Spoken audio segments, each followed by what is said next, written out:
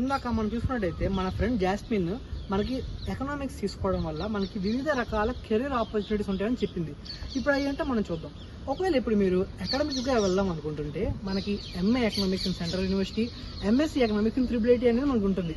అది కాదు, మన కెరీర్లోకి వెళ్దాం అనుకుంటే మన కెరీర్ అనేది 2 పార్ట్స్గా డివైడ్ అవుతుంది. ఒకటి పబ్లిక్, ఇంకో ప్రైవేట్ సెక్టర్.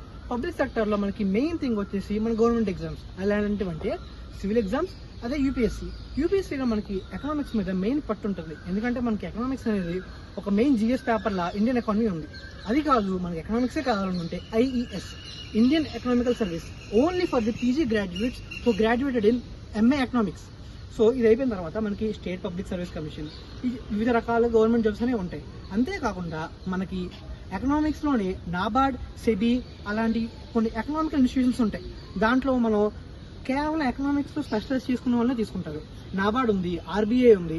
ఇలాంటి వాటిల్లో మనం గ్రిప్ పట్టవచ్చు. ఇప్పుడు కార్పొరేట్ సెక్టర్ తీసుకుంటే మనకి కార్పొరేట్ సెక్టర్లో ఒక ఫైనాన్షియల్ అనలిస్ట్గా, ఫైనాన్షియల్ అడ్వైజర్గా, డేటా అనలిస్ట్గా, డేటా అడ్వైజర్గా మనం దీంట్లో కెరీర్ అనేది మనం పెట్టుకోవచ్చు, ఎస్టాబ్లిష్ చేసుకోవచ్చు.